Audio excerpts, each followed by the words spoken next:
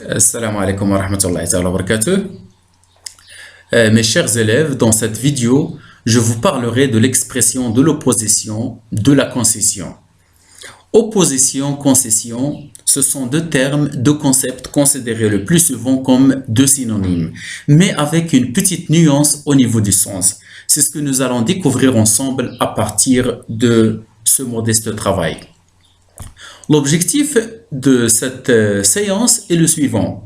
Reconnaître l'expression de la concession, opposition et maîtriser son emploi. Prenons l'énoncé A. Je lis « Khalid est doué en sciences alors que sa sœur l'est en français. » Khalid est doué en sciences alors que sa sœur l'est en français. Ici, nous avons un énoncé qui rapporte deux faits. Une première partie de la phrase qui correspond au fait numéro 1, Khalid est doué en sciences. La deuxième partie de la phrase correspond au fait numéro 2, alors que sa sœur l'est en français. Maintenant, nous allons analyser le rapport logique qui existe entre ces deux faits. Comme vous remarquez dans le fait numéro 1, on parle de la qualité de Khalid. Khalid, il est doué en sciences, il est excellent en sciences, il travaille bien en sciences. Mais dans le fait numéro 2, on parle de la sœur de Khalid. Pour sa sœur, elle est excellente, elle est douée en français. Elle travaille bien en français. Alors, quand vous remarquez, il y a ici une différence entre les qualités, ou bien entre il y a une différence entre les qualités des deux personnages. Cette différence, on l'appelle une opposition. Et cette opposition est exprimée dans ce rapport ou bien dans cet énoncé grâce au moyen ou bien à l'expression alors que qui est suivi de l'indicatif. Alors que sa sœur l'est. Le verbe être ici est conjugué au présent de l'indicatif. Alors si vous voulez définir l'opposition, on peut dire tout simplement qu'une opposition est le constat d'une différence. Lorsqu'il y a une différence entre deux qualités, deux objets, on peut parler d'une opposition. Parmi les autres moyens qu'on peut utiliser pour exprimer l'opposition, je cite « tandis que »,« mais »,« contrairement à » au lieu de plus infinitif. Je vous propose quelques exemples. Pour « tandis que », l'exemple est le suivant. Je préfère les films de science-fiction tandis que mon frère aime les films d'action. Comme vous remarquez ici, il y a une différence au niveau des préférences. Pour moi, je préfère les films de science-fiction, mais mon frère, lui, aime les films d'action. Avec « mais », Nabil est petit, mais son frère est très grand. Ici, on oppose le terme « petit » au terme « grand ». Nabil, son frère. Avec « contrairement à », contrairement à vous, je n'ai pas apprécié ce concert. Cela veut dire tout simplement que vous appréciez le concert, vous aimez le concert, mais moi, je n'apprécie pas ce concert. Avec au lieu de, on a tu ferais mieux d'étudier au lieu d'écouter de la musique. Au lieu de plus infinitif, tu ferais mieux d'étudier au lieu d'écouter de la musique. Et si on oppose le mot étudier à écouter de la musique. On passe maintenant à la deuxième partie de l'activité. Prenons l'énoncé B. Je lis. Bien que Khalid soit doué en sciences, il n'a pas eu la moyenne en mathématiques. Bien que Khalid soit doué en sciences, il n'a pas eu la moyenne en mathématiques. Comme vous remarquez, cet énoncé rapporte lui aussi deux faits. Il y a deux parties dans l'énoncé. Dans la première partie, qui correspond au fait 1, on a « bien que Khalid soit doué en sciences ». Dans la deuxième partie de la phrase, qui correspond au fait 2, on a « il n'a pas eu la moyenne en mathématiques ». Analysons le rapport logique entre les deux faits.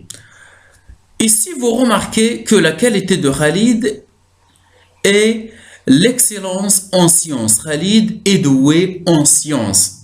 Mais le résultat, ici, exprimé dans le fait 2, il n'a pas eu la moyenne en mathématiques.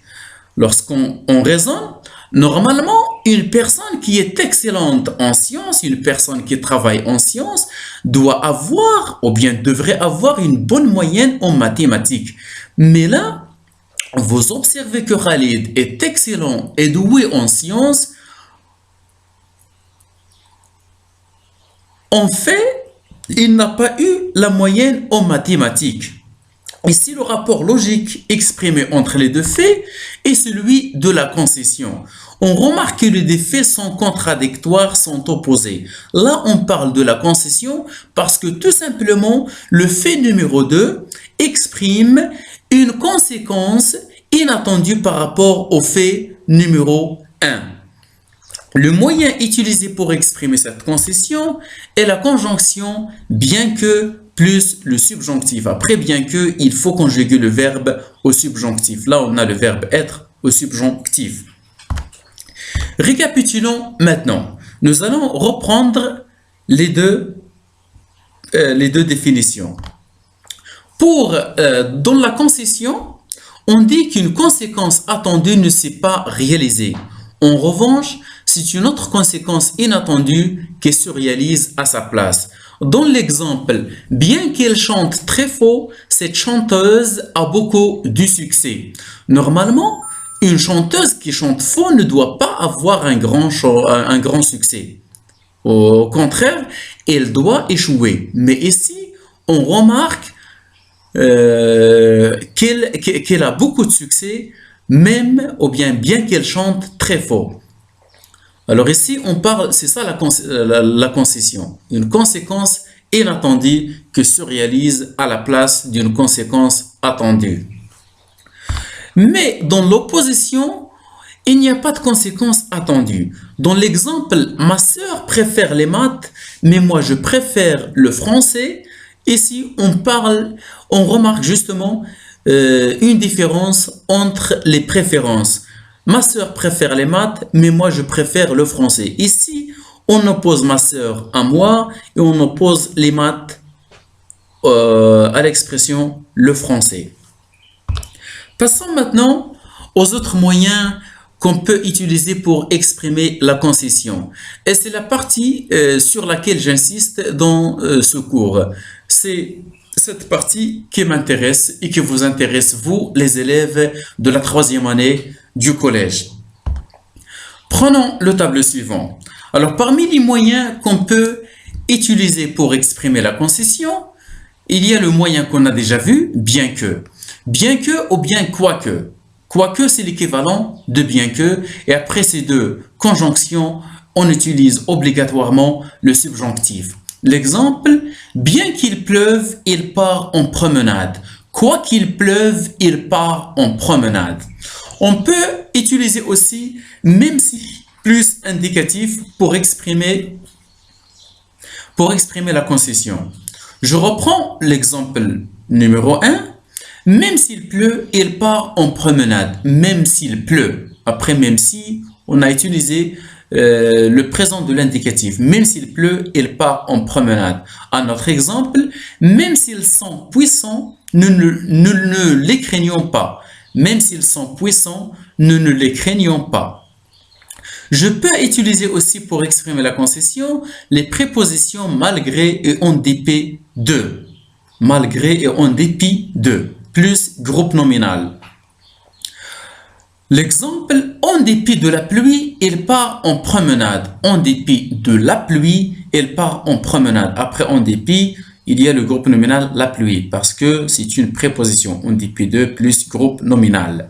Un autre exemple, malgré leur puissance, ne le craignons pas. Ici, quand vous remarquez, les deux exemples, ce sont... donc là, on a repris les deux exemples qu'on avait ici avec même si.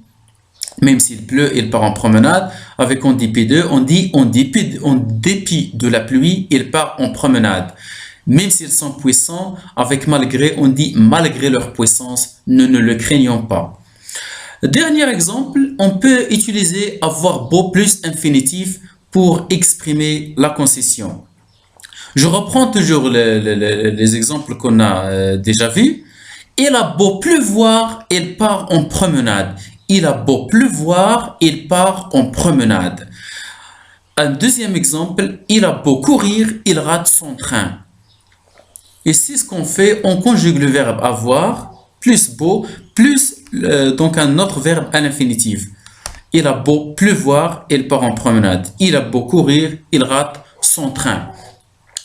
Je vous propose ce tableau comme une synthèse récapitulative pour notre séance. Et je vous invite à visiter ma page Facebook, Milou Djbair, apprendre la langue française au collège. Là, vous trouverez la vidéo et vous trouverez aussi les exercices d'application. Merci pour votre attention et à bientôt.